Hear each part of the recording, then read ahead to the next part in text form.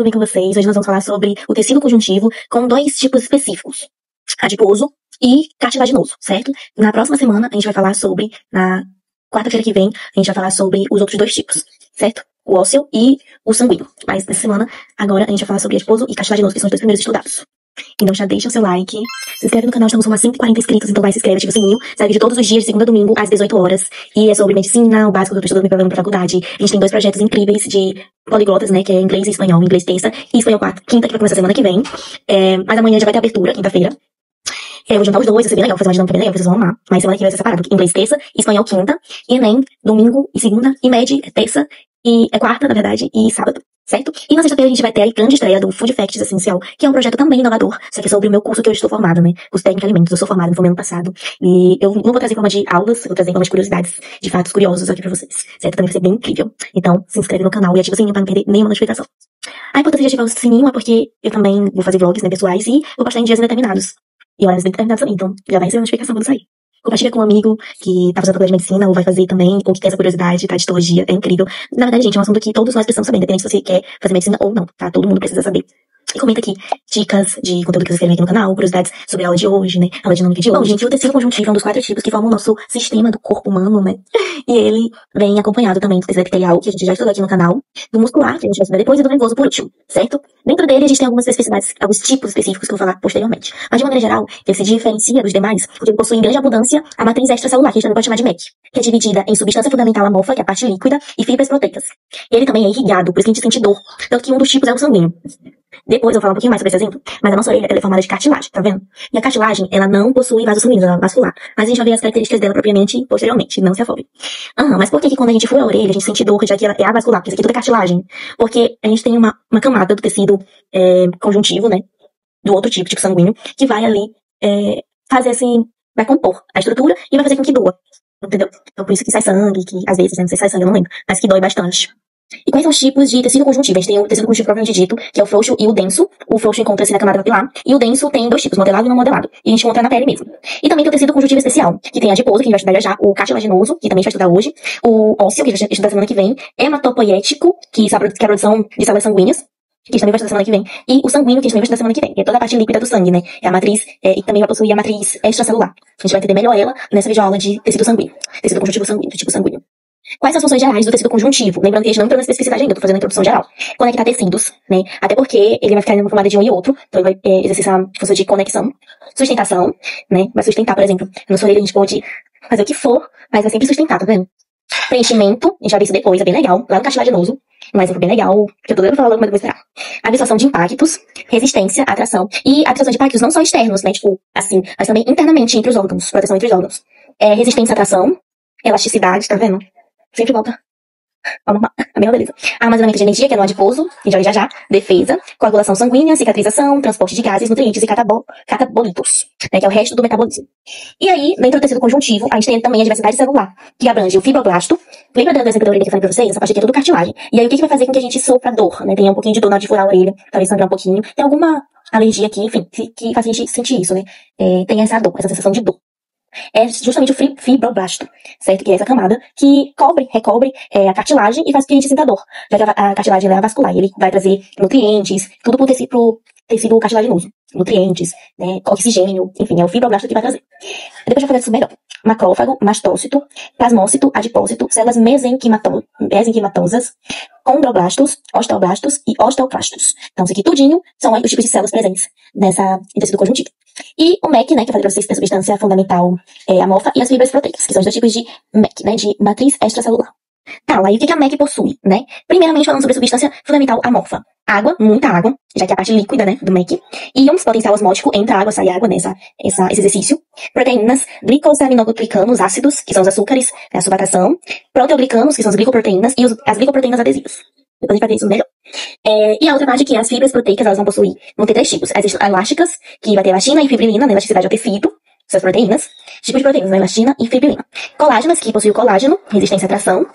E reticulares, que é o colágeno do tipo 3, que liga aos tecidos vizinhos de sustentação de células. Vamos falar um pouquinho sobre a diversidade de células? Vamos. Fibroblasto surge pela diferenciação de células mesenquimatosas, né, já que o tecido conjuntivo ele vem desse tipo. Ela tem a forma estrelada, né? Ele tem uma forma estrelada, fibroblasto. Tem um núcleo grande, vou colocar a imagem aqui pra vocês. Produzem fibras e substância amorfa, que é a parte líquida do MEC. Participa ativamente da cicatrização, por isso que tá presente aqui, cicatriza rápido também. Quando adultos, transformam-se em fibrócitos, certo? Já pensou melhor essa mudança aí de idade posteriormente. Sobre o macrófago, a gente tem que ele surge pela diferenciação de minócitos e tem forma memboide, núcleo grande, fagocita agentes invasores, né? Quando nos cortamos, é ele que tem os agentes infecciosos, ele combate esses agentes infecciosos quando a gente se corta. Alerta o sistema imune, tá? E se origina nos minócitos, porque se originam de células-tronco multipotentes da medula óssea vermelha. Mastócito. Originam-se de células-tronco multipotentes da medula óssea vermelha. Elas têm outro tipo também, não são multipotentes não, tá? Forma ovoide, núcleo central, muitos grânulos citoplasmáticos ricos em heparina e histamina e participam de reações alérgicas. Ah, lá, eu preciso saber de tudo isso? São curiosidades, né? Não vai cair no vestibular. No vestibular vai cair mais sobre os conceitos gerais. Mas eu tô trazendo até pra uma forma de revisão também pra mim, já que eu vou entrar na faculdade, aí vai revisar. Mas curiosidades também, pra quem quer saber. Plasmócito surge na diferenciação de linfócitos. Forma ovoide, núcleo central geralmente deslocado, rico em tipo endoplasmático granuloso, e produzem anticorpos, que são as imunoglobulinas. Mas não sabe. Adipócito, que surge pela diferenciação de células mesenquimatosas, presentes no tecido adiposo, e a gordura, a parte da gordura não é presente, adipócito. Forma arredondada quando adultos, grande vacúolo central contendo lipídios e armazenam substâncias energéticas, né, já que a gordura nos dá energia. Células mesenquimatosas surgem diretamente de células tronco embrionárias, que são as totipotentes, as multipotentes e as totipotentes, que é nesse caso aqui. Originam diversas células do tecido conjuntivo e são presentes no tecido frouxo e cápsulas que envolvem cartilagem, ossos e órgãos hematopócitos. Temos também o condroblasto, que a gente já ouviu falar muito posteriormente. Surge pela diferenciação de células mesenquimatosas, tem presentes na cartilagem, né, em tecido cartilaginoso, forma arredondada, núcleo central, produzem fibra e substância amorfa, substância líquida. Quando adultos, transformam-se em condrócitos. A gente tem essa diferenciação. Osteoblasto, presentes nos ossos, ele vai dentro do tecido ósseo. Longos prolongamentos, que são os osteócitos, produzem as fibras de substância amorfa. E quando adultos, transformam-se em osteócitos. Osteoclasto. Tem diferença, tá? Osteoblasto e osteoclasto. Presta atenção. São presentes nos ossos também. São grandes e multinucleados. E degradam a matriz óssea, faz essa reciclagem. Surgem pela fusão e diferenciação de 6 a 50 monócitos. Agora vamos falar de um tecido que é especializado no armazenamento de energia. Exatamente. A gente está falando do tecido adiposo, que é um dos tipos do tecido conjuntivo e que armazena lipídios, que são as gorduras. É um dos tecidos mais abundantes do nosso corpo e representa de 20 a 25% da gordura, do peso corporal, na verdade, em indivíduos saudáveis. As células predominantes do tecido adiposo são os adipócitos, que são células grandes e são especializadas em acumular gordura. E aí existem dois tipos principais de tecido adiposo, que é o branco e o marrom, que também podem ser chamados de unilocular e multilocular. Unilocular é o branco, né, o tecido adiposo branco, que é tem um núcleo deslocado, vou colocar aqui a imagem pra vocês, e uma inclusão de gordura. Por que é unilocular? Porque só tem uma inclusão de gordura, então por isso que ele é branco. Já o marrom, que é o multilocular, a gente apresenta muitas inclusões de gorduras pequenas, são pequenininhas, e muitas mitocôndrias e núcleos de diferentes posições. Por quê? O núcleo, como são diversas gordurinhas pequenas, ele vai se deslocando, né, e aí ele fica em diversas posições. Vou colocar aqui uma imagem para vocês analisarem e perceberem essa diferença. Então, tem um núcleo apenas é unilocular, que é o branco, e o marrom. O núcleo ele fica em diferentes posições devido a essa locução mesmo, tá? Causada pelas inclusões, muitas inclusões de gorduras pequenininhas. E aí vão se movimentando para movendo o núcleo. E a cor, ela vai variar do branco, né? Vai variar de branco a amarelo, dependendo da dieta. E é mais comum em adultos. E aí lá, onde é que vai ter essa localização do citoplasma, tá? Não esqueçam. Também tem mitocôndria presente. Já o marrom, que é o multilocular, ele é mais comum em recém-nascidos e em animais hibernantes. E aí o que acontece? Essas gorduras elas vão ser pequenininhas, porque o que vai ser maior são as mitocôndrias presentes lá no citoplasma, que vai mover, como eu já falei pra vocês, né? O núcleo vai ficar todo o tempo deslocando. E elas vão conferir essa cor amarronzada.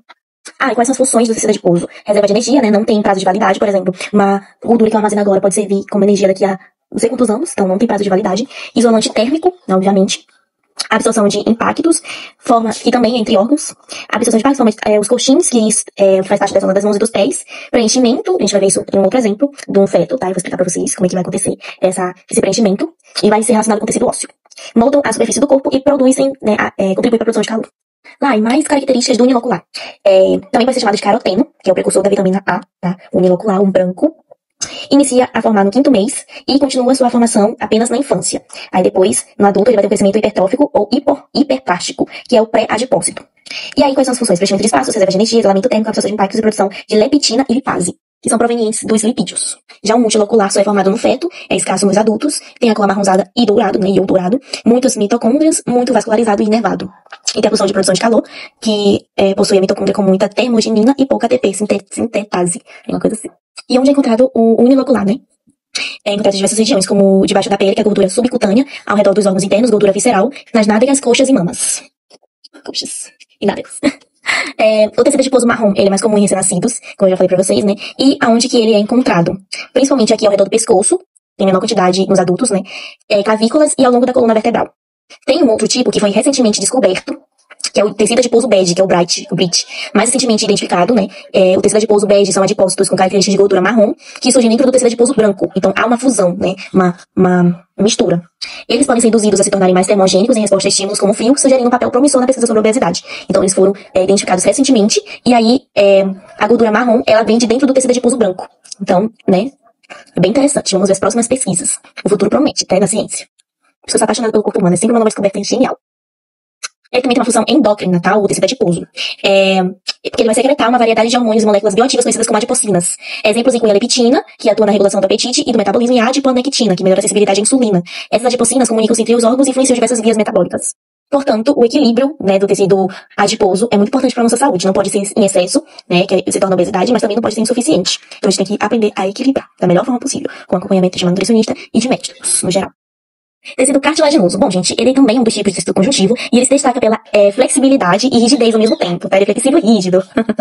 E também por ser avascular, ou seja, ele não recebe vasos sanguíneos, não recebe oxigênio, né? Ele não possui vasos linfáticos ou nervos. E sua nutrição acontece por meio da difusão do pericôndrio. Pericôndrio, então vou aprender a falar direito esse nome. Que é uma membrana do tecido conjuntivo denso que o reveste, né? Na maioria das regiões. E é ele que causa sensibilidade aqui na nossa orelha, por exemplo, que é formada predominantemente pela cartilagem. Mas como ele recobre, ele dá essa sensação de dorzinha quando a gente coisa a orelha, certo? Mas nem todas as vezes ele vai fazer o revestimento, o pericôndrio, tá? No caso das articulações, ele vai ter o líquido sinovial. Isso, sinovial. Essa falta de vascularização explica a dificuldade nessa baixa capacidade de regeneração quando lesionado. E é o tipo que mais engloba o MEC, que é o que mais tem matriz extracelular, né? E aí, quais são as células da cartilagem? A gente tem os condroblastos e os condrócitos. Os condroblastos, que a gente falou no conceito geral de tecido conjuntivo, são as células jovens, e os condrócitos são as células mais velhas, tá? Quando vai envelhecendo, a gente chama de condrócitos. E são os condroblastos que produzem a MEC, né, a matriz extracelular. E eles se localizam mais próximos do pericôndrio. Já os condrócitos, eles são as células mais maduras que ficam aprisionadas em pequenas cavidades dentro da MEC. Então, as cavidades da MEC é onde eles vão ser alojados, os condrócitos. Os condroblastos vão produzir a MEC, a matriz extracelular, e os condrócitos vão se localizar nesses MEC-bequinhos, né, assim, lacunas da MEC. Uma vez maduras, os condrócitos são responsáveis pela manutenção dessa matriz, tá? Então, eles não vão produzir, quem vai produzir são os condroblastos, eles vão manter, né? Responsáveis por essa manutenção. Tem dica daqui, né? Os condroblastos são as células mais jovens do tecido cartilaginoso e vão produzir a MEC, a matriz extracelular. Quando eles amadurecem, eles são chamados de condrócitos. E eles vão ficar alojados nas lacunas da MEC, né? Naqueles, os bequinhos, nos intervalozinhos. A gente vai ver aqui na imagem, vocês vão entender melhor. E como possui grande quantidade a MEC, e mais especificamente fibras proteicas, substância fundamental amorfa, sobre as fibras proteicas, eles vão ter predominantemente as fibras de colágeno, que são especialmente tipo 2, né, que é mais presente, e alguns tipos fibras elásticas. Também a gente vai ter a substância fundamental amorfa, que é a parte líquida, e só que no caso da cartilagem vai ser um material gelatinoso e transparente, rico em proteoglicanos, que são, por exemplo, o aglecano, e glicosaminoglicanos, isso, que retém muita água. Essa alta hidratação da matriz é essencial para a resistência da cartilagem e a compressão para a difusão de nutrientes. E essa difusão acontece por meio de quem? Do pericôndrio. Não esqueçam disso, tá? Como é que ela recebe oxigênio? Por meio do pericôndrio. Essa acessibilidade por meio do pericôndrio, dos nutrientes por meio do pericôndrio, por meio do processo de difusão. Vamos abrir um parênteses aqui e falar dos dois tipos de pericôndrio. E a gente tem a camada fibrosa externa, ou zona fibrógena, que é a mais externa, e é mais rica em colágeno, em fibras de colágeno, principalmente do tipo 1. E fibroblastos. Ela confere proteção e resistência mecânica à cartilagem, além de ser vascularizada, que significa que contém vasos sanguíneos. E também tem a camada condrogênica interna, ou zona condrogênica, que é um outro tipo de pericôndrio, que fica mais próximo da cartilagem, para o revestimento, e ela vai conter células de condroblastos, que são células jovens da cartilagem, e células tronco. Ela é crucial para o crescimento e regeneração da cartilagem, pois os condroblastos se diferenciam em condrócitos, que quando eles ficam mais maduros, eles são chamados de condrócitos, e vão produzir a matriz extracelular em grande abundância lá na cartilagem. Em abundância, né? Em grande quantidade, na verdade, isso que eu quis dizer. A língua portuguesa chorou agora. Só foi natural, só saiu. E quais são os tipos de cartilagem? Ela possui 3. A mais comum é a hialina, que é a mais frágil também, né? Hialina, do grego hialo, significa vidro. Então, ela tem essa... Ela possui uma matriz mais translúcida também. É um aspecto homogêneo e translúcido. E é rica em fibras de colágeno do tipo 2, finas, que são difíceis de ver no microscópio, né? Então, geralmente, ela é recoberta pelo pericôndrio. Tem a função de servir como molde para a formação da maioria dos ossos durante o desenvolvimento embrionário. Que é o que acontece. Já agora eu vou falar desse exemplo que eu queria falar desde o começo. O embrião, ele é formado pela cartilagem, né? Predominantemente, óbvio. Aí depois que vai criando os ossinhos, enfim, tudo bonitinho. E aí o que acontece? Essa cartilagem, ela vai servir como molde para, tipo assim... eu não vou saber explicar pra vocês esse processo, não sei se é aqui nas minhas anotações, mas tem um exame que a gente faz que consegue prever até quanto a gente pode crescer no processo, né, no procedimento, até a altura, enfim, quanto mais os ossos vão crescer. E aí ele serve como molde para o crescimento de cada pessoa, entendeu? É bem crucial. E a gente chama isso de ossificação endocondral. Ossificação endocondral. Reveste as superfícies articulares dos ossos para reduzir o atrito e absorver choques e proporciona suporte estrutural flexível. Lembra, tá? E a hialina lembra vidro, então ele é mais flexível, mais comum. E também serve como molde para os embriões, entendeu? Localização. Encontra-se nas superfícies articulares dos ossos longos, articulações, anéis da traqueia e brônquios, laringe, nariz, extremidades das costelas, cartilagens costais e no esqueleto fetal. A hialina, ela possui grande abundância o colágeno tipo 2. O segundo tipo, que é cartilagem elástica, vai produzir baixa quantidade do colágeno tipo 2. Vai ser rica em fibras elásticas, canal aditivo e laringe, né, vai ser localizado no canal aditivo e na laringe e vai possuir flexibilidade. Mas ele é semelhante à cartilagem hialina, só que ele tem grande quantidade de MEC também, né? E pouquíssimo colágeno do tipo 2. É esse tipo, que confere à cartilagem a capacidade de se regenerar. Por exemplo, sofreu uma deformação, ela vai conseguir voltar para sua forma original. É por meio do tipo da cartilagem elástica, essa capacidade de elasticidade. Por exemplo, isso aqui, ó. Tá vendo? Tô puxando e vai voltar a sua forma original. É isso. Tá vendo? Vai voltar a forma original. O terceiro tipo de cartilagem é o mais resistente e menos flexível, né? Obviamente, seria mais resistente. E a gente também pode chamar de fibrocartilagem, a cartilagem fibrosa. Sua matriz contém uma grande quantidade de fibras de colágeno tipo 1, não tipo 2, é do tipo 1, e são organizadas em feixes densos e paralelos, o que lhe confere alta resistência à tração e à compressão. Diferente dos outros tipos, a fibrocartilagem não possui pericôndrio. E aí lá, quem é que vai levar nutrição, oxigênio para essa parte? É justamente o líquido sinovial. Isso, o líquido sinovial, tá? Não esqueçam, a gente tem 3 tipos de cartilagem. Tem a hialina, tem a elástica e tem a fibrosa. A hialina é a mais comum, parece vidro, né? Bem flexível, assim, bem frágilzinho. A gente tem a cartilagem elástica, que tem menor quantidade de tipo 2. Já a cartilagem elástica tem a menor quantidade de colágeno tipo 2 e possui maior flexibilidade. E a fibrosa, ela é a mais resistente dos 3 tipos. E é a única que não possui pericôndrio. E como é que faz essa transferência, né, de oxigênio, de vasos sanguíneos, de nutrientes para essa parte da cartilagem, por meio do líquido sinovial, coisa assim. E onde é que a gente encontra a fibrosa, né, ou a fibrocartilagem? Em locais sujeitos a grandes pressões e tensões, como os discos intervertebrais, entre as vértebras, meniscos do joelho, sínfise púbica e onde tendões e ligamentos se inserem nos ossos. Ou seja, na parte mais resistente, né, do nosso tecido conjuntivo, cartilaginoso. Quais são as funções gerais, pra gente finalizar aqui, do tecido cartilaginoso? Dá forma e suporte a tecidos moles, como nariz e orelha, né, então ele cria essa resistência aqui. Amortecimento e redução de atrito. Reveste as superfícies articulares dos ossos, permitindo deslizamento suave entre eles, absorvendo impactos durante o movimento. Por exemplo, bate um joelho, vai doer, vai, só que dá esse amortecimento, nessa redução de atrito. Crescimento ósseo. Serve como molde para a formação e crescimento dos ossos longos durante o desenvolvimento embrionário e pós-natal, através das placas epifisárias ou de crescimento. Certo. A resiliência e a capacidade de suportar peso do tecido cartilaginoso nos dá essa integridade estrutural do corpo humano. Então, é um tecido essencial. Na semana que vem, a gente vai ver os tecidos, os outros 3 tecidos, ainda tem aquele outro, que foi citado, né, anteriormente. O ósseo, o sanguíneo e o outro que eu esqueci o nome. Mas é isso. Hematopoiético, que é a produção de células sanguíneas. A gente vai ver esses 3 na mesma videoaula, na quarta-feira que vem. No sábado agora, a gente vai ter as características gerais do DNA e do RNA. Só pra gente relembrar a genética, a gente vai se aprofundar, na verdade, nessa área de genética, certo? Que eu acho muito imprescindível todo mundo saber. É claro que eu não sou nenhuma profissional pra explicar, né? Eu vou explicar da linguagem mais coloquial possível e mais básica, mas a gente precisa aprender. Todos nós devemos ter esse conhecimento. Bom, eu espero que vocês tenham amado essa videoaula. Deixa suas dúvidas aqui nos comentários ou dicas de outros conteúdos pra eu postar aqui no canal. Se inscreve, estamos com 140 inscritos. Ativa o sininho, sai de todos os dias e às 18 horas. E manda pro amigo que é super interessado nesse assunto, até que não é também, né? Porque precisa saber, todos nós precisamos saber. Um beijo e até amanhã. Amanhã a gente vai ter o grande lançamento dos 2 projetos juntos, mas eles vão ser diferentes em dias, tá? Inglês na terça e espanhol na quinta. A gente vai ter o English de 360 graus e o espanhol sem fronteiras, com uma música maravilhosa que eu vou trazer, uma dinâmica incrível. Então não percam amanhã às 18 horas, quinta-feira. Anota aí, participa, porque vai ser um lançamento, né? Vai ser ao vivo, assim. Estreia, grande estreia. Beijo e até amanhã.